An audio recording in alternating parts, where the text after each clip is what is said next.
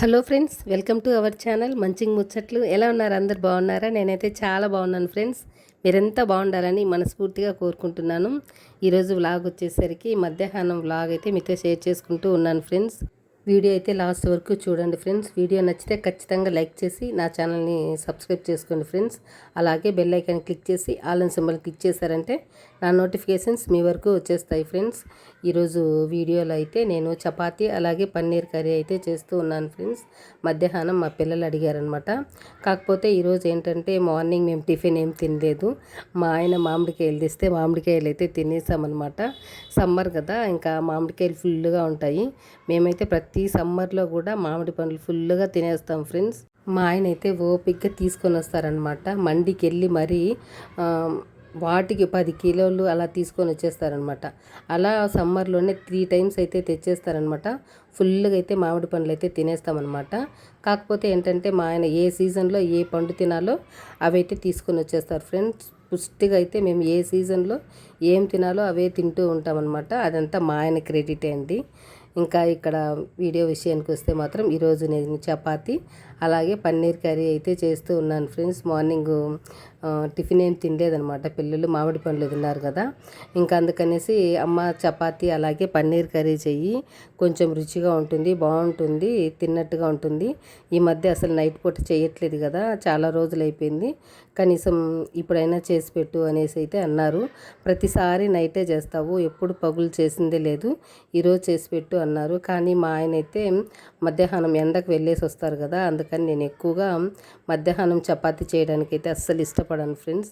ఎందుకంటే ఆయన ఎండకు వస్తారు, మళ్ళీ చపాతీ తింటే కొంచెం బాగా వేడి చేస్తుంది కదా అనేసి. కాకపోతే ఇంకా ఈరోజు చేయాల్సి వచ్చిందనమాట పిల్లల కోసము చపాతీ పన్నీర్ కర్రీ. ఇంకా నేనైతే పిండి అయితే ఒకవైపు కలుపుతూ ఉన్నాను అనమాట.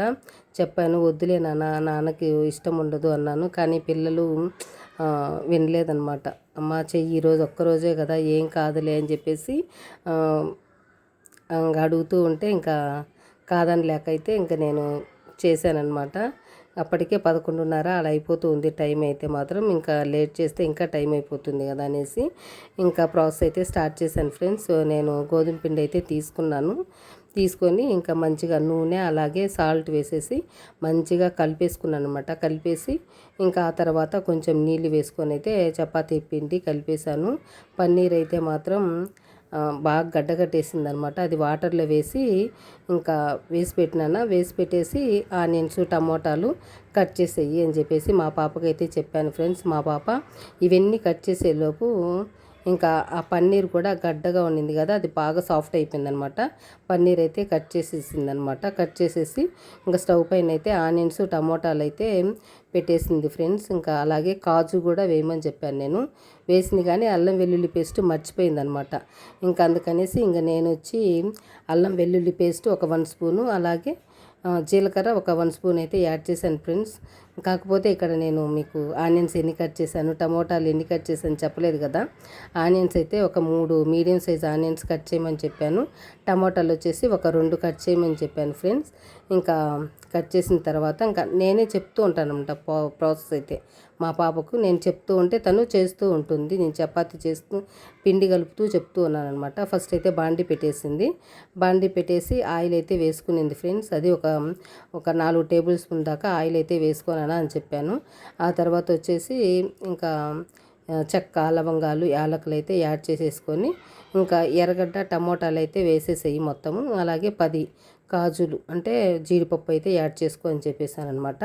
అవన్నీ వేసేసిందనమాట. ఇంకా ఈ అల్లం వెల్లుల్లి పేస్ట్ మర్చిపోతే ఇంకా ఈ లోపైతే నేను ఈ చపాతీ పిండి అంతా కలిపేసి చపాతీలు అయితే చేసేసాను. ఇంకా అయిపోయిందిలే అని చెప్పేసి ఇంకా నేను వచ్చి అల్లం వెల్లుల్లి పేస్ట్ అలాగే 1 స్పూన్ జీలకర్ర అయితే యాడ్ చేసేసి మంచిగా అది ఫ్రై అయిన తర్వాత పక్కకైతే తీసి పెట్టేశాను ఫ్రెండ్స్. అదైతే హాల్లో పెట్టేశాను అనమాట. అది చల్లారుతూ ఉంది. ఈ లోపైతే ఇంకా ఇక్కడ చపాతీలు చేయడం అయితే స్టార్ట్ చేశాను. ఇంకా ఇక్కడ చూసారు కదా బాండీ అయితే, ఇది ఐరన్ బాండీ అనమాట. కడాయి ఐరన్ది. దీని మీదే దోశలు చేస్తాను అలాగే చపాతీలు కూడా చేస్తాను ఫ్రెండ్స్. కాకపోతే మనం చపాతీ చేసి ఆ తర్వాత దోశలు చేసినా కూడా చాలా బాగా వస్తుందన్నమాట ఐరన్ కడాయి మీద. కాకపోతే మనం నాన్ స్టిక్ ప్యాన్ మీద మనకి చపాతీలు చేసిన తర్వాత దోశలు అయితే రావు. కానీ ఈ ఐరన్ కడాయి మీద మనం చపాతీ చేసిన తర్వాత దోశలు చేసామంటే ఇంకా బాగా వస్తాయన్నమాట. తెలియని వాళ్ళకైతే చెప్తున్నాను, ట్రై చేయండి. ఇనుప కడాయి పైన మనం రెండూ చేసుకోవచ్చు అనమాట. ఇది 2 in 1 లాగా వాడుకోవచ్చు ఫ్రెండ్స్. ఇనుప కడాయి అయితే మాత్రం మా ఇంట్లో అయితే దోశకి చపాతీకి ఇదే యూస్ చేస్తాను. ఇంకా ఇక్కడైతే చపాతీలు అయితే ఒక్కొక్కటిగా చేస్తూ ఉన్నాను ఫ్రెండ్స్. చూసారు కదా, ఇది నేను ఆయిల్ వేసి అయితే చేస్తే మా పిల్లలకి చాలా ఇష్టం అనమాట చపాతీలు అయితే మాత్రం. మా ఆయనకేమో ఆయిల్ వేయకుండా చేస్తాను, మా పిల్లలకైతే ఆయిల్ వేసి చేస్తానన్నమాట. ఆయిల్ వేసి చేయడం వల్ల ఏంటంటే మెత్తగా సాఫ్ట్గా ఉంటాయి ఫ్రెండ్స్. అంటే మరుసటి రోజు కూడా మెత్తగానే ఉంటాయి అన్నమాట. ఇది చుట్టూ ఆయిల్ వేసి ఆ తర్వాత కొంచెం మధ్యలో కూడా ఆయిల్ వేసి అది స్ప్రెడ్ చేసేస్తానమాట. స్ప్రెడ్ చేసేసి ఒక స్లో అండ్ మీడియం ఫ్లేమ్లో మనం ఈ చపాతీలు కాల్చుకున్నామంటే రుచి కూడా చాలా బాగుంటుంది. మనకు బబుల్స్గా పైకి నల్లగా వస్తుంది కదా, అది కొంచెం బ్రౌన్ కలర్లో వచ్చిందంటే మనకి చపాతీలు మంచిగా ఉడికినట్టు అనమాట. అట్లా రెండు వైపులా కాల్చుకొని పక్కన కాలుస్తూ ఉన్నాను. ఇంకా ఈలోపు ఇదిగోండి ఫ్రెండ్స్, ఇంకా మంచిగా చల్లారిపోయిందనమాట. ఈ టమాటా ఆనియన్స్ ఇవి చల్లారిన తర్వాత మిక్సీ అయితే పట్టేసి మరి అదే బాండి మళ్ళీ స్టవ్ పైన పెట్టేసి ఆయిల్ అయితే వేసుకొని పేస్ట్ వేసేసుకున్నాను ఫ్రెండ్స్. ఈ ఆనియన్స్ టమాటా పేస్ట్ అయితే వేసేసి ఇంకా ఆ తర్వాత ఆల్రెడీ నేను పసుపు కూడా వేసి వేయించుకున్నాను అనమాట ఆనియన్స్ టమాటాలోనే. ఇంకా అందుకని ఇక్కడ నేను ప్రత్యేకించి పసుపు అయితే వేయలేదనమాట.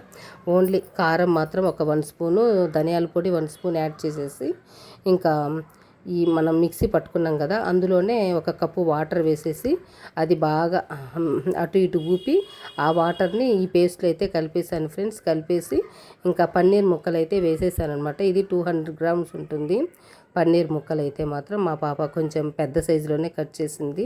నేను ఇంతకుముందు పన్నీర్ ముక్కలు ఫస్ట్ ఆయిల్లో ఫ్రై చేసి ఆ తర్వాత కర్రీలో వేసేదాను అనమాట. కానీ ఒకసారి మేము హోటల్కి వెళ్ళాము, అక్కడ వాళ్ళు వేయించలేదన్నమాట పన్నీర్ ముక్కలు, అలాగే వేసేసారు. అవి చాలా సాఫ్ట్గా ఉన్నాయన్నమాట.